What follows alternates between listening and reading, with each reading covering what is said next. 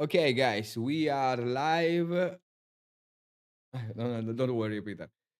We are live with legendary photography today. In this beautiful podcast, we are with Peter Coulson. Guys, thanks, Peter, to join this live. So we have, as always, an hour with stay with Peter to talk with Peter, and in this moment, we're talking about the differences with Assembla, the other brands, and I appreciate a lot your opinion regarding other brands and Hasselblad, but mm, go from the start. Peter Coulson is a legendary photography for educational, for black or white, modern black or white photography. Is true, Peter?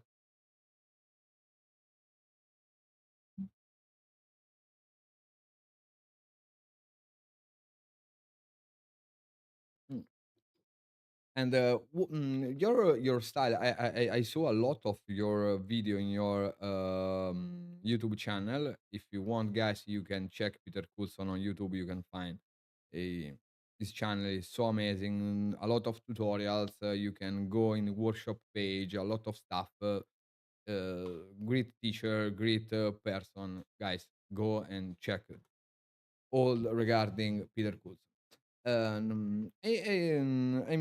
want to ask you, Peter, what's your idea of the modern black or white? People usually think, oh, black and white film is full of grain, is full of contrast, but it's not totally true. There are a lot of ways in to create your own black or white photography. What's your idea regarding this?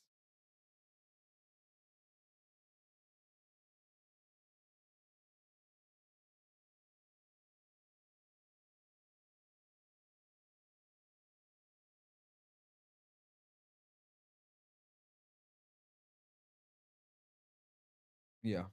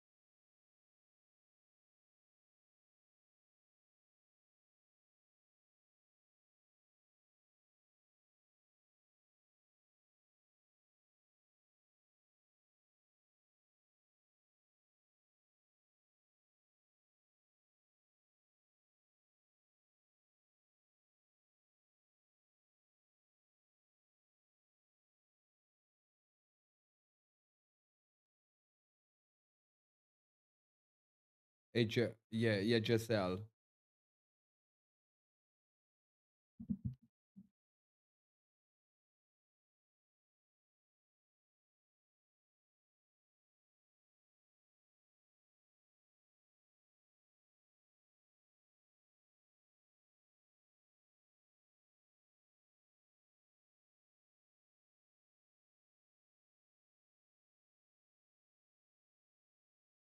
Yes, it's a different approach of convert the color to black or white. RGB is most accurate. Ah, mi dite che non s ah, oh wait, non vi sentono? Aspetta, okay, okay. Try to speak now, Peter? Okay, Yep. okay, now it's okay. Mm. You lost me, did you? No, no, no, don't worry.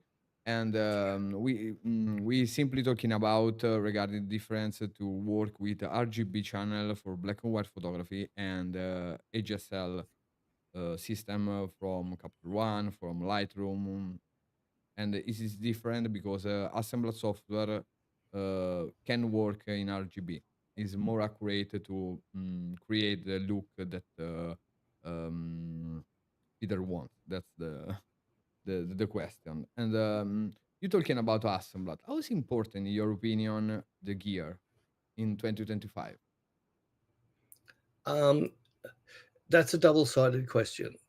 I will take the best picture with what camera feels best in my hand, Oh, that's right? a great answer. But when it comes to when I'm working with my models, it's up to me to spark an emotion that the model pulls, and I capture that emotion. It doesn't matter what camera I got in my hand. It's not about the camera, it's not about the lens, it's not about the aperture, it's not about shutter speed. It's about capturing or making that emotion happen and capturing it. And I just finished doing something on YouTube, and I shot all different lenses on all different cameras. I took them all in, just only edited the raws, didn't do Photoshop, and nobody could say the camera or the lens or the aperture or the shutter made the shot. It was the model that made the shot. So from the point of view, I always keep pushing gear acquisition, and YouTube's really bad at, you know, every day there's a new camera out and 1,000 people telling you need to buy it. I have more and more. I've got 7 lenses for sale now. I My favorite lens is a nearly a 20-year-old lens. One of my favorite lenses on my Leica is from 1983.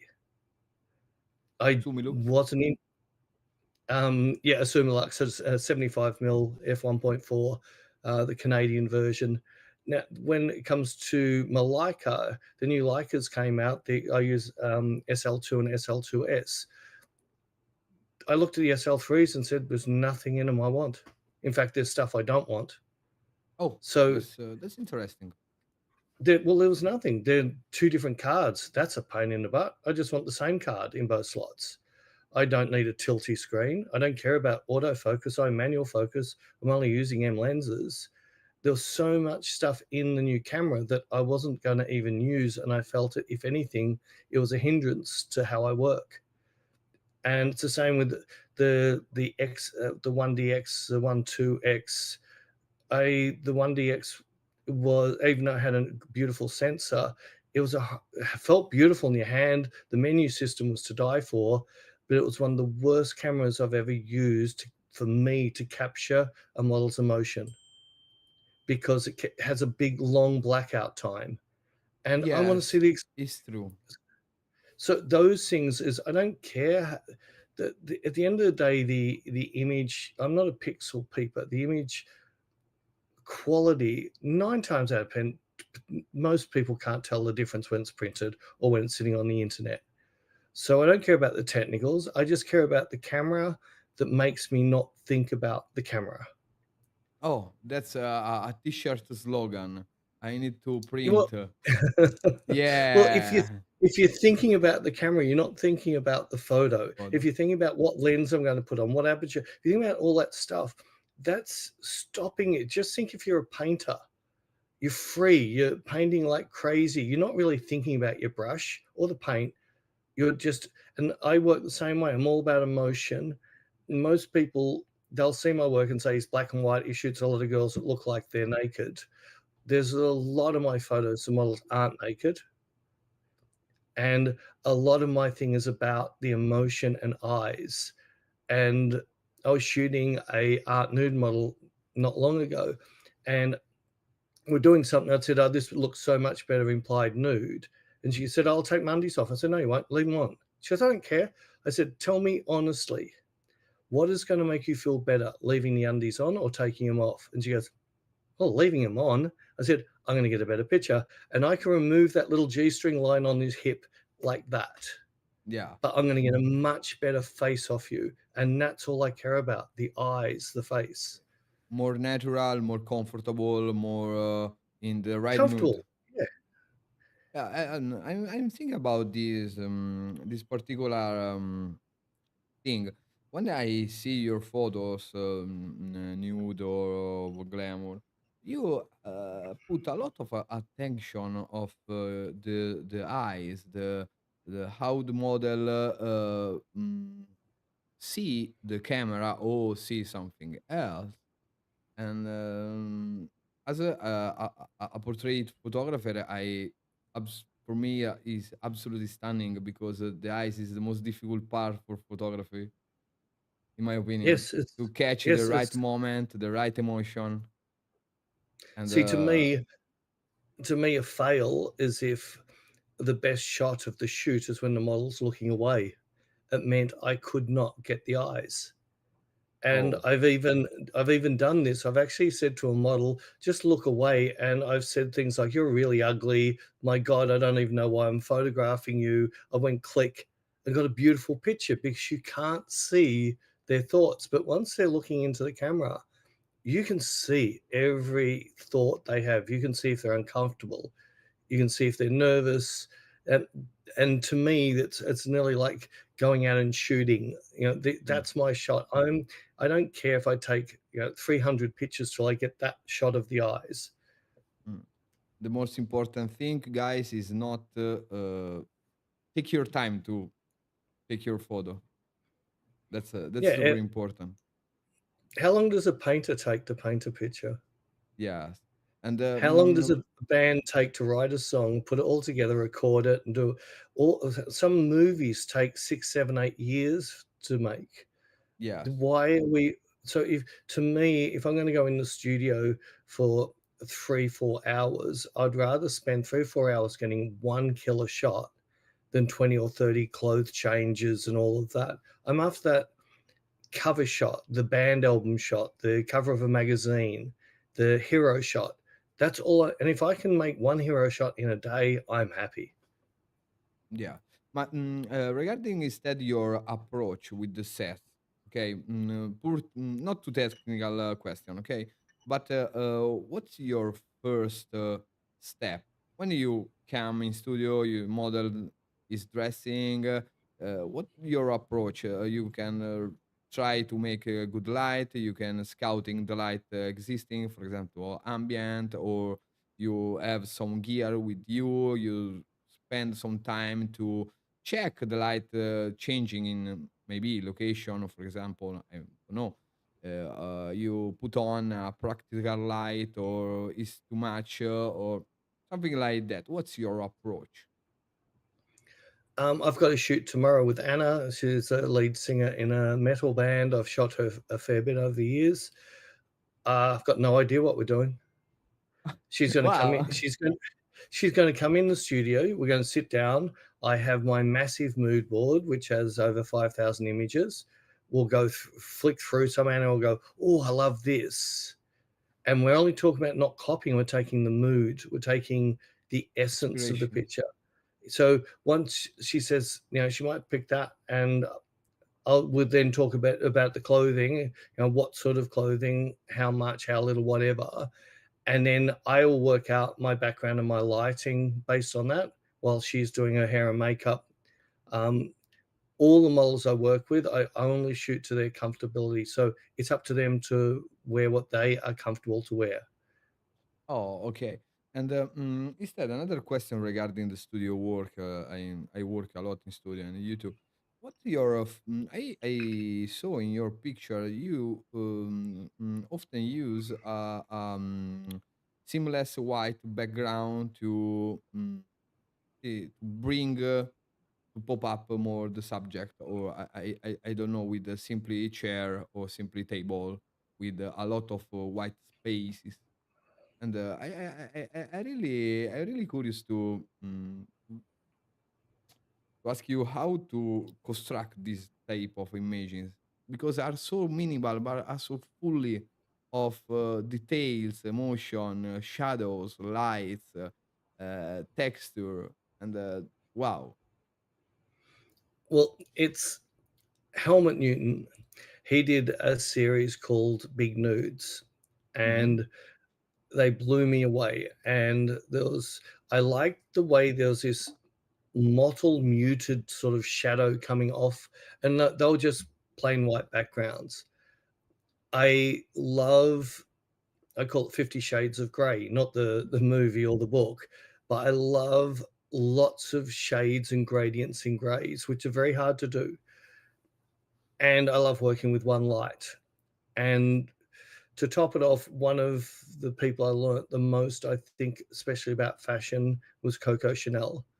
Oh, So Coco Chanel had a saying for everything. So she had a mirror at her front door, and before she left every single day, she would go, "One thing has to go." So it might be the wow. earrings, it might be a bracelet, it might be a hat, might be a scarf. One thing had to be taken off, and the amount of times I'll just say, "Coco Chanel, we need to lose one thing." Because by removing that one thing, it makes the whole image or the whole look stronger, because too many things confuse and take away.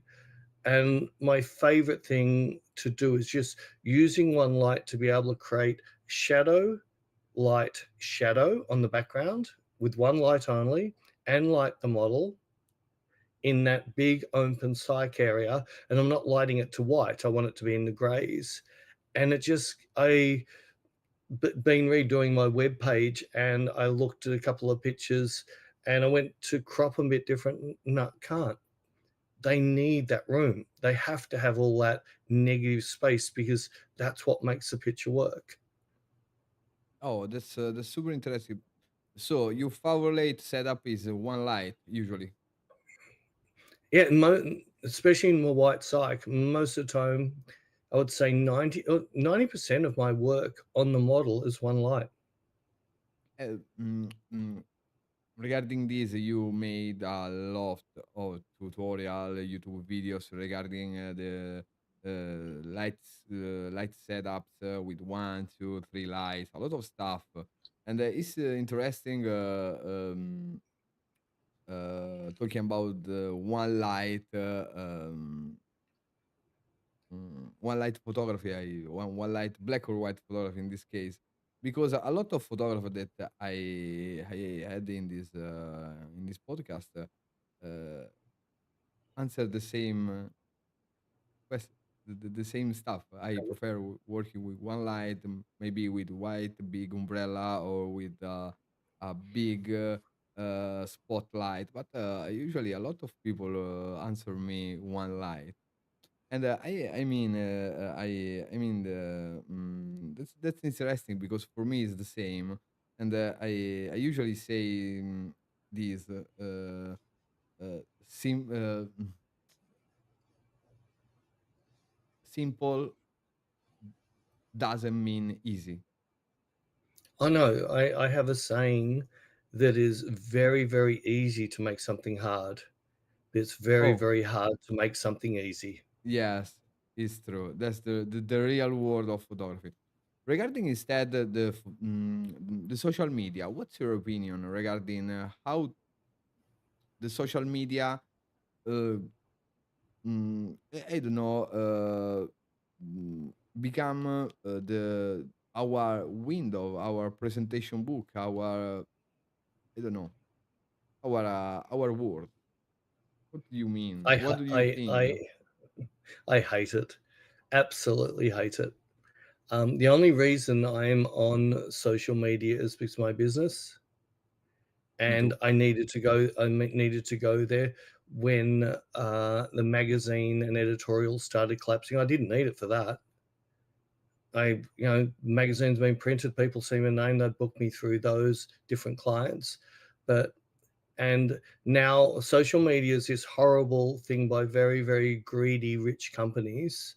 So they get you in there, they encourage you to get a big following, then they block your following and want you to pay so 1% of your following can see you. Yes, So it's I true. find So I find social media terrible, and I really don't like it, but it is a thing that to run a business we need. But the world's changing, and we've lost photographic platforms. I'm finding that things like Facebook are starting to become more relevant for photographers now than, say, Instagram, because Instagram's pushing so hard on video content and that vertical content, and people are just they're flicking. And what I say, it's more like when you're driving down a freeway, there's a picture, there's a picture, there's a picture. They're just flying through. It's not like sitting in your lounge room choosing or looking at something, picking up a magazine and, oh, I like this, and spending a bit of time on it. It's that page is gone, that page is gone. So it's very Yes. hard unless you've got an image that really stands out and really different. And it doesn't mean the image has to be good, it just needs to, what I call, stop the viewer for 3 seconds. If you can get someone to stop on your picture for 3 seconds today, you have won. Yeah. 3 seconds, That's 3 seconds, you actually have really won, because even when I'm looking through, I flick like crazy. It's amazing. 90% of the time, I'm stopping on images that were shot back in the 70s, 80s, and 90s yeah. because Yeah, I the really love this mood, and but it's true. Um, your idea is true. I mean, totally agree regarding that. It's too much faster, and photography don't have the right space to become no, we don't. appreciated. When I first started, there was a good and bad side. I liked them, but they did some pretty dodgy things. It was called DeviantArt, and it was a site predominantly photographers, artists, and people like would go on there, and the amount of people in fairly high places would just visit DeviantArt to find the next new person. Oh, that's And true. it was viewed in a way of art. There was people wouldn't just flick it. We couldn't just flick through pictures. You'd find the artists and have a look at their latest work. And when we got MySpace came along, even though it was more band orientated back then, MySpace worked well for me because I was shooting with a lot of bands, so I was picking up a lot of work through the bands, and I was picking up most of my commercial work still through places like DeviantArt, which most people supply prize by, but most sort of ad agencies and art directors and that would always go on there to get some ideas, and the it had its bad side.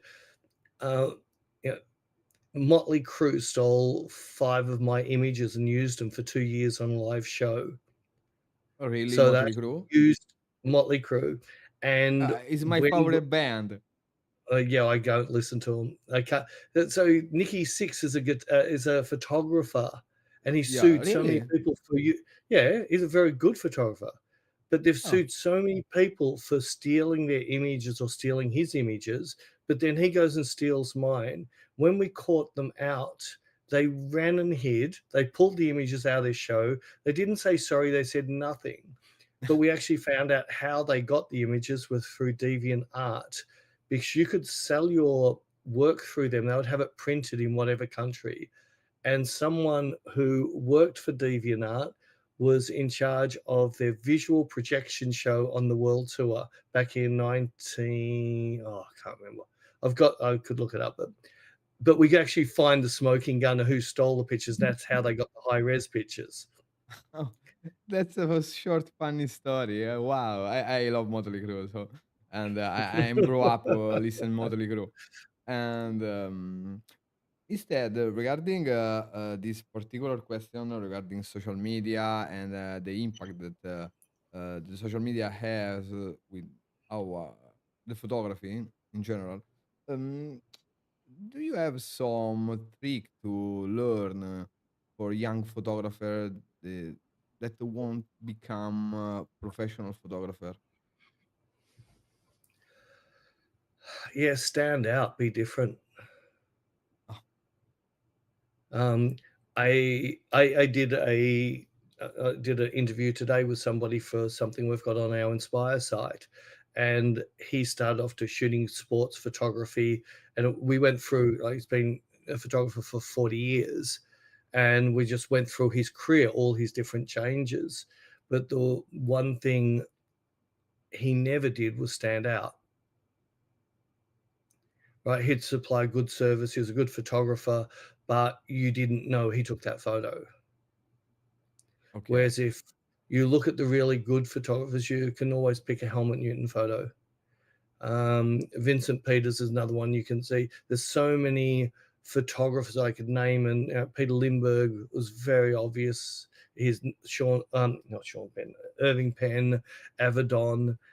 They had a feel. Alan von Unworth, exact. Nobody can shoot that style that she does. She just nails it every time, and that's what you need. You need, but that'll beat AI. AI can't do what an Ellen von Unworth does because AI will never understand how a brain works. And hopefully, I'm the same. I'm looking for quirky differences. I'm looking for sense of humors. I'm looking for little things that aren't perfect because perfect is boring. Yeah, so boring. And AI is boring, and that's what AI is going to be chasing. But people are going to be looking for what's not AI. And the perfect Mm. example is you go to a movie and you go see Fast and Furious 400, Mhm. whatever the latest one they're up to, and all the car chases, none of them are believable. They don't feel real. You know, the car spins, the guy's standing on the ground, the car crashes, but he's sitting in the window that was open, all that stuff. But then you watch, say, a Tarantino movie with a car chase, and you go, oh, I feel like that they've just filmed a real car chase. And it has much more of a real feel. When the wheels come off, they don't bounce stupidly, and good photography is the same thing. It'll always separate out. There's some really, really, really clever AI now, but if you look at it long enough, you go, that's AI, that's not real. Yeah, and that's And yeah, yeah. it's a that's the thing. Don't just be. I normally say, and a few of the models hate it when I say this at workshops or say it anywhere. Nice is the worst thing someone can say about your photo. Oh, okay. Talking about your workshop because it's another important part of your career, your business. Obviously, we don't share any information regarding your particular workshop, but I'm so curious to ask you how is important for you teach other people? What's mm, do you feel some emotion? You like it, or maybe it's a simple business, or do you believe that teaching is the right way to um, create new stylish photographer?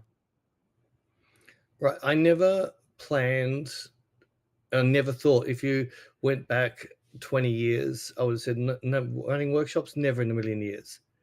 I don't like standing up and talking in front of people. I suffer from imposter syndrome. But because I did some demonstrations for people like Canon, Hasselblad, Broncolor, Profoto, more and more people came at the end in demonstrations. Said, so where can we learn from you? And it just started that way.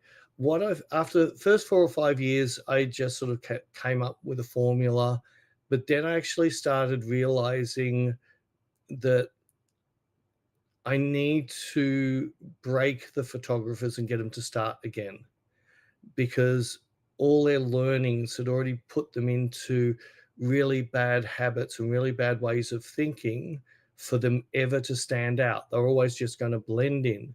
They might take the most beautiful picture in the world, they put it on 500 pics, it goes on the front page, and everyone goes, oh, it's nice. Nobody remembers a nice picture. And it's got no soul of the person. So when people look at the folio, they go, yeah, it's a beautiful photography. Look at all this beautiful work.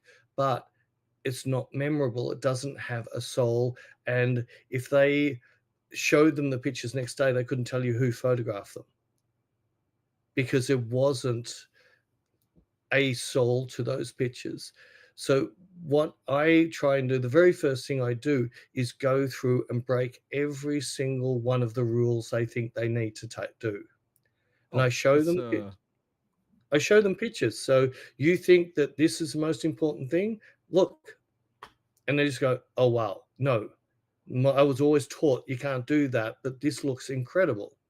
So at first, I try and get them to go back to kindergarten, go back to grade one, mm, and most of them already understand the pyramid for the triangle for exposure and all those things. That's not what I'm teaching. I'm teaching them to come back to let their own person say, I like this, not I'm doing it for this person. I'm taking the photo for me, nobody else, just for me. And then get them to understand that your viewfinder is your canvas. You never see a painter paint a canvas and then get a pair of scissors out and cut a picture out of it, do you? yeah, that's a So very why magnifical these masterpiece philosophy of teaching. Wow. it's really your viewfinder needs to become your canvas, and then you can move to make your picture in that canvas that you like, because nobody else is looking through your viewfinder. And I quite often say to, well, I do say during it, so just imagine we're talking about food now and you're cooking, and I need to cook for all you people in this room. I don't know what you like. I don't know if you like salty. I don't know if you like chili. I don't know. I don't know anything about you. So how do I cook a dish? So when I taste the soup or something, how do I know you're going to like it? I don't. So I don't try and make it for you. I make it to what I like. And then Yeah, I can it's make the it. I same. can make it to what I like, but I can't make it to what you like because I don't know what you like. And too many people in photography want other people to critique their work and do things. No, no, the worst thing, you critique your own work. You look at it and say, is this the best I can do? What would I have done to make it better? Because somebody else is going to, you hear everyone's got a different opinion about, oh, I would have moved this. Well, that then wouldn't have been your photo. It would have been their photo because you didn't move that. Is making sense? Yes. So I really You try and know, get them back to the basics. The next thing I try and teach them is light. And it's amazing how many people come into the studio, they've been professional photographers for 20 years, and after an hour and a half, they go, oh my God, I never, ever, ever looked at light that way. This is why I have problems. I'm not understanding light. So, and I don't, this isn't technical, this is just really simple. 3 year olds I could teach.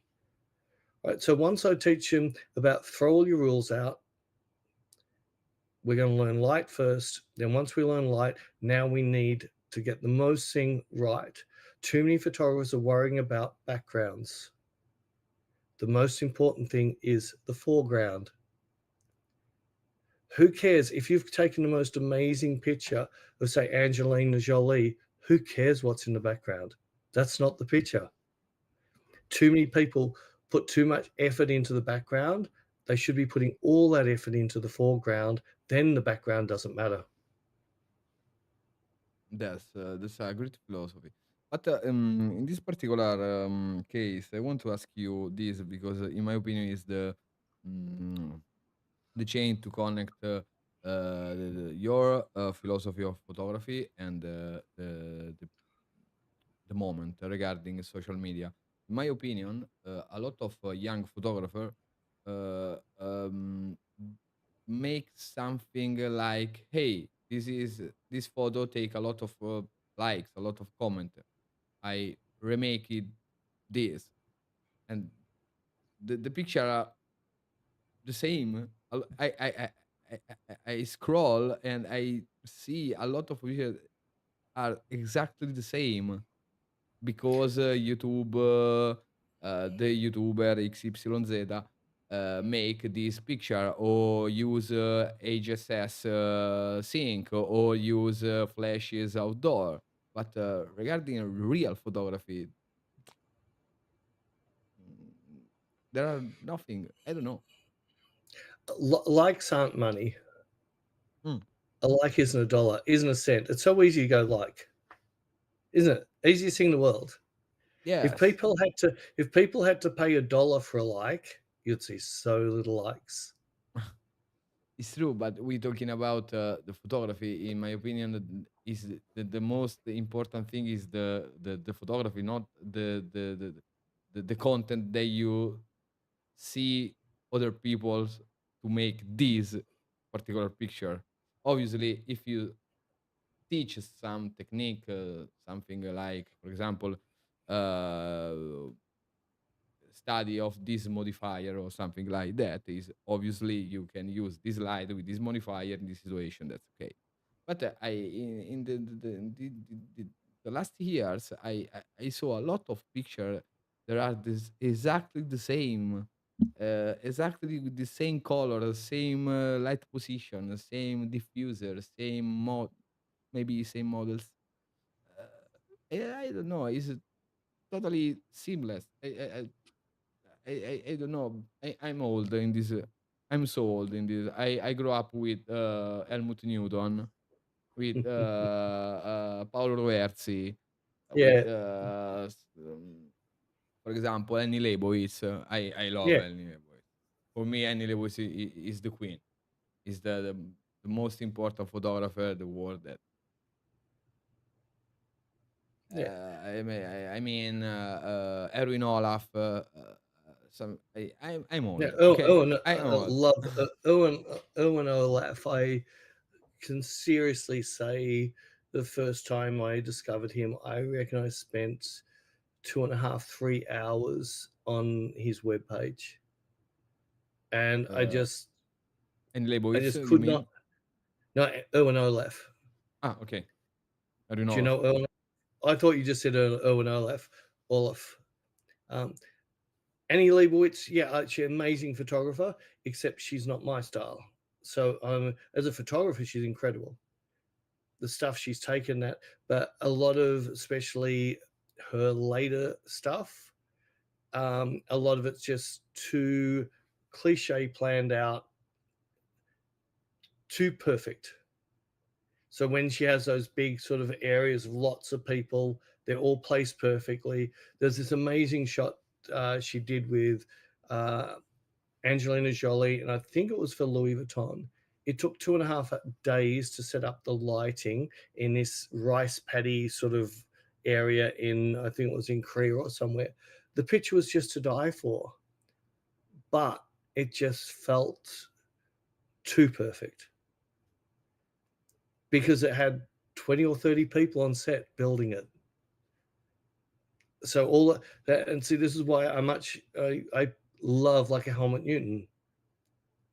And some you watch some of his work he did with Cindy Crawford and some of those people outside, natural light, walking down some stairs and nailed this incredible shot.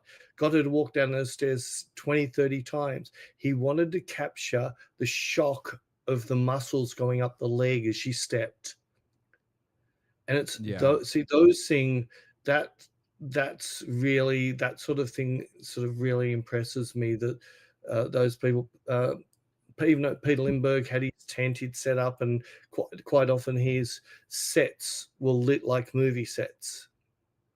So it didn't matter where he took the model, they looked really good. There's a lot of his work before he got that big. No, he'd just go out and use this light that was in the street and still get those incredible shots. So I, it's hard. It's like, it doesn't mean any of the others are bad. It's just that the ones that have molded me, it's sort of like the same as like if I go into music.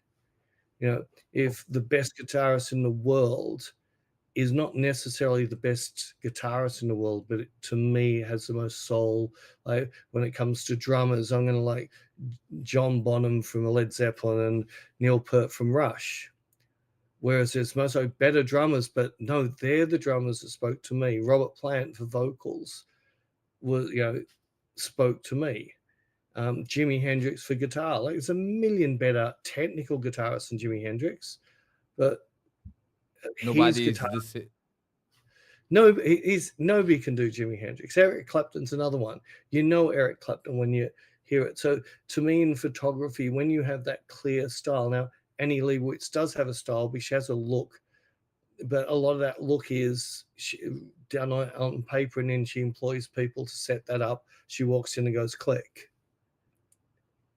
Because that's not the way I am, even though I'll spend ages setting up light.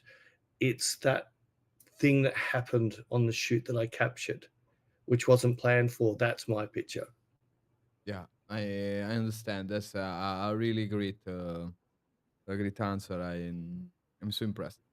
And I think the same. I'm a guitarist, and I perfectly share your opinion regarding best guitarist, best guitar player, best emotional guitar. In my opinion, Jimi Hendrix is one. You can remake another Yeah. Hendrix. You can remake another Freddie Mercury, for Yeah, example. exactly. Freddie, like, there's only ever be one Freddie Mercury.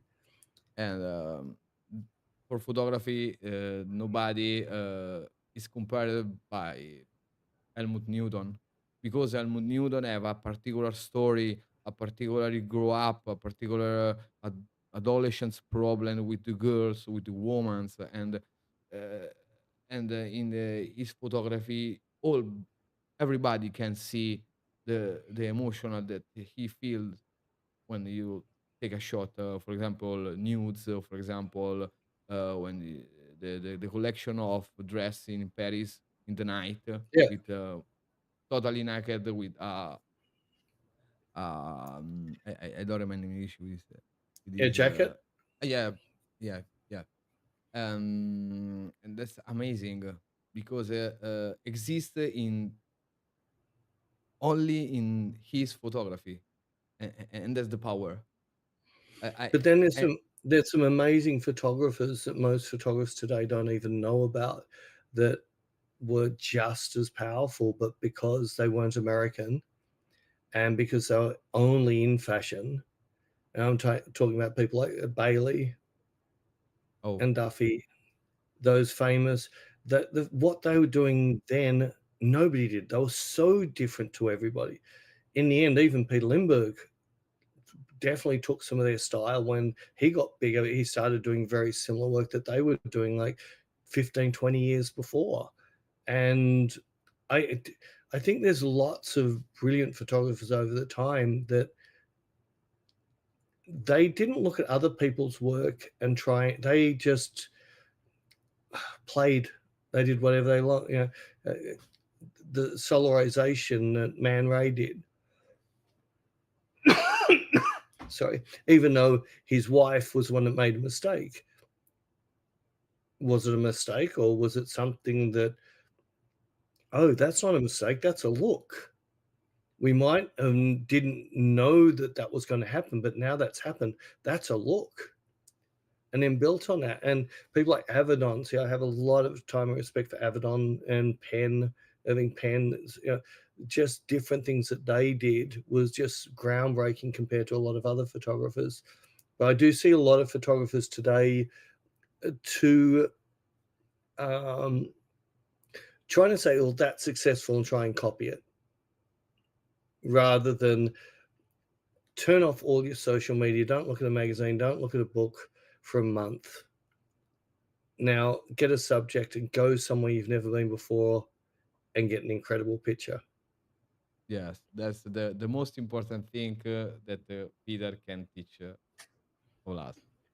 Shut I, down your social media, read, study, go out, take your camera, and tell your story. I still collect photos off social media, not for myself. Very rarely I'm going, to a photo anymore because I've seen most of the ones I love. Every now then I see a Kate Moss picture I've never seen before and I just grab it because I have to have every Kate Moss picture ever taken. But those photographers, those photos I'm collecting is because I'm throwing them into a mood board the models look at who have never seen these styles and moods before. And then when they say, that's the mood of what I want to do, That's a big it is, mood wall of inspiration. yeah, That's it's correct. so, yeah. Is that well, it's I got no problems with photographers copying to learn as long you don't go out and do a direct copy and then put it out there unless it's 100 times better. But if you look at musicians, what's the first thing they do? Learn covers, learn to play other people's music. And when they get into bands, normally they're a cover band. But then as they get bigger and better, they start changing the covers a little bit, adding a little bit of their band sound to that cover. Then they start writing their songs and they start dropping the covers. In Yeah, photography, it should be you learn most by looking at something and try and copy the lighting perfect, copy the sort of essence of it perfect. But because she's wearing a denim jacket, don't you dare put a denim jacket on her.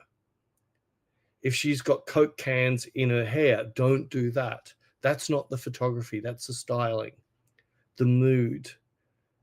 Nobody can tell you you've copied someone's lighting because every bit of lighting's always been done.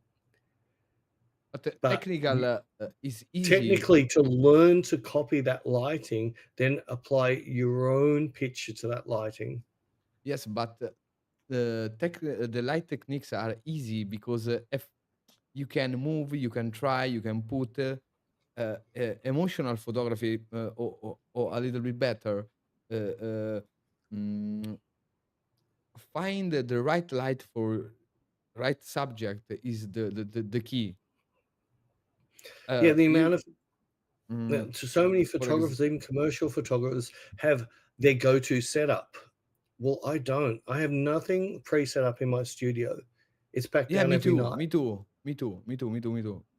Mm, Everybody's face is different. Like yeah, a beauty dish with a grid on works beautiful on Beck from a certain angle.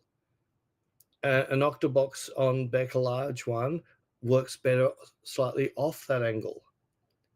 But if I put that beauty dish on Rara, nah, yuck. no, too much. So yeah, it's just every model's got different shaped skin, different shaped face, and you need to hide the things you don't like and accentuate the things you do like with lighting.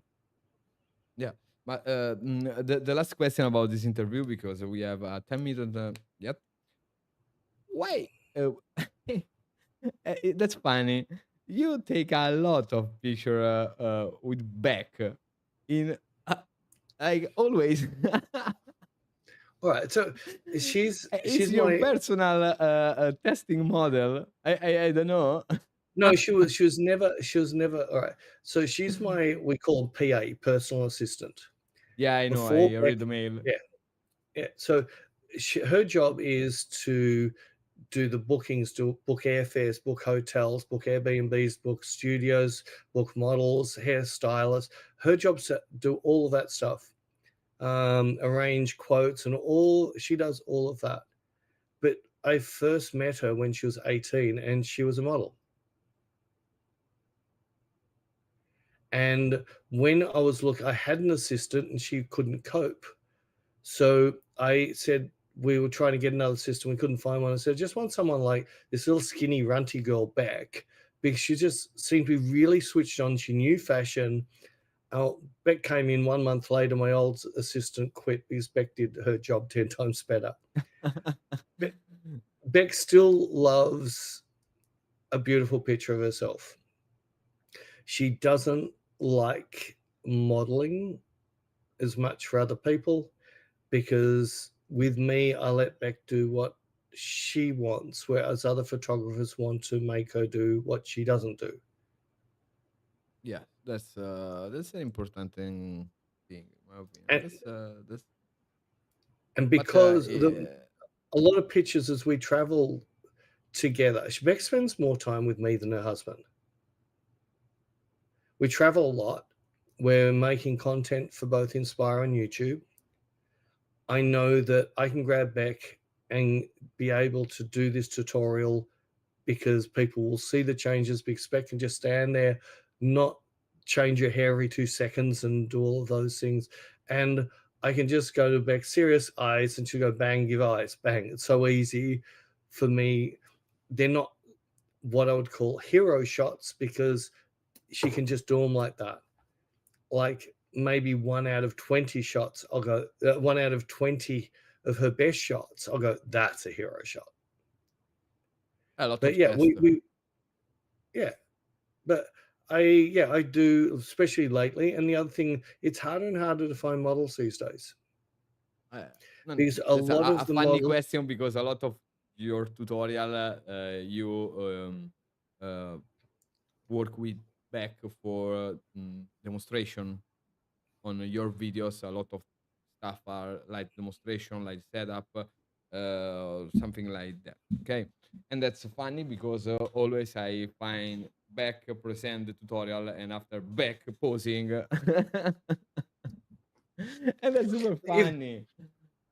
what's happened is the world has done a big change. A lot of the agencies only get what we call e-commerce, really boring work. The models don't get anything they would ever publish on social media. So the models go home and do a selfie. The problem with that is the model is not a photographer. They're just taking the pictures the way they like to look. So now they don't Yeah, want photographers because yeah, photographers are taking them in a way that they don't want to look, but a photographer is taking them in a way the rest of the world wants them to look. yeah. That's If you think about carefully, some of the most famous, especially modeling and fashion photos, if the model had, say, in that picture, most models would say, "Nah, don't like that picture." But those pictures are the ones that made them famous yeah. There are because it was the a lot of example about this. Um, I don't know mm, this kind of photography. Take a photo. Usually don't like model don't like, but it's the most yes, famous and important photography for yes. photographer. It's true. But that's also because the photographer is looking at a great photo. The model's only looking at, "I want to look pretty," Yeah, which is not a great photo. yeah. That's the reason. And Peter, we pass an hour super fast, and I'm so happy to talk with you, and I hope you have fun with me and for my audience. And obviously, I hope to have you here again other times and with back maybe. Yeah, It's well, super Beck's not here fun. It's because super it's funny. It's super funny. Because your video start with usually start with back with the eyeglasses, the normal dress. yeah, Okay, take away with the super makeup, hair, amazing. That's a very beautiful picture. I really love back series. That's amazing. In all place in the world with the cat, for example, something yeah, like that. In the home with a chair. I remember you have your MacBook Pro, Air Mac yeah. with ASCII age 5D, I think, or age I know 60, it's a H6D 50. age 50. I like this camera, but I prefer a 100. It's more bigger sensor. See, I had the 100. Um, the bigger sensor wasn't big enough, so my H5, was it 5D? No, H4D 200, even though I only use it as a 50 because it's a multi-shot, that's a bigger sensor physically, which makes your lenses shorter, Yeah, and you yeah, get more yeah. that medium format feel. But I just find that the H6D 100 is only one frame every second and a half. I can't Oh, work with it like that too because slow. what I'm sitting there with the model, I'll go click, she'll start to move, I'll go click because I don't want the pose. I'm trying to get in between. But with that, I'd go click, she'd repose. I can't shoot.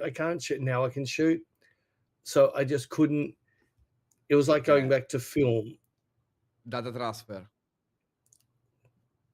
So assembly data transfer. I don't need 20 frames a second.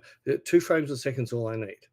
I need to be able to take a shot, and that's better, and be able to grab it straight away. And I couldn't do that with the 100C. Uh, but a little bit faster is a little bit better for you to take the shot that you thinking make. Yeah, but I've got both eyes open, so one through the viewfinder and one here. So when I click and I see them start to move, I can then, oh, that's better because they're not posing anymore. They've dropped the pose. Okay, I understand what's, but I have the same problem with Assembled. It's too slowly for me, and the most of time, for example, I'm using old D5 by Nikon, and I love Yep. that camera. I my the colors, Well, the well, you should never. That should be the only camera you use. Then yeah, there's I no think need for you to pick up any other camera. yeah, If you love the I camera, you're gonna take your best pictures with it. It's the seriously, in, say, the digital world, nothing has really made that big a difference in the last 10, 15 years, except maybe better ISO. I don't care about autofocus, I don't care about all of that because I'm manually focusing most of the time. And if we think about carefully in lens technology, I like the older lenses better than the new lenses. So if anything, there's very few new lenses I actually would even buy. that's another interesting question for marketing photography because in last 10 50 years the photography market is grow up I don't know how to describe the how many camera the brands create just for replicate the same camera with Yeah, a little bit better super high ISO, or maybe a 1 point plus for autofocus, or stupid stuff in my opinion. But battery are bad. Uh, mm, Cameras seriously, are right, so so you've got a camera that they say the batteries are no good. So most batteries are about that big. So yeah, instead of having one in your pocket, you have two in your pocket. That's not gonna kill my day. yeah. The That's the battery is so question. little.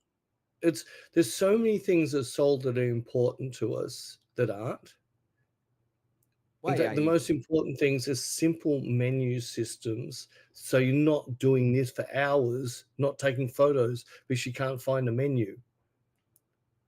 yes, that's Sony are the worst in the world, like, Fuji's menus are terrible, you know, I Sony don't is know, terrible. Sony, I yeah, the think, worst, the absolute worst, you can't get worse. Hasselblad's menu system would be the best because they're like icon buttons. Icon, yes, yes, yes. Uh, I do like the Leicas, but the Leica is starting to get complicated.